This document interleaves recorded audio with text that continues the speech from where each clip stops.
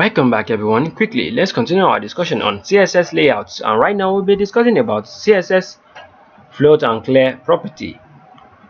The CSS float property specifies how an element should float. It's either you want it to float right or float left or float anywhere you want. And also the CSS clear property specifies what elements can flow beside the cleared element. That is, what elements can float beside the cleared element and on which side this should happen. So I'm going to show you how this works, because this clear elements right here, the definition right here, you can't really understand it unless we demonstrate it very well. So I don't want this tutorial to get too long, so I just want us to meet in the next tutorial so we can explain this better. Anwar akorede is my name once again.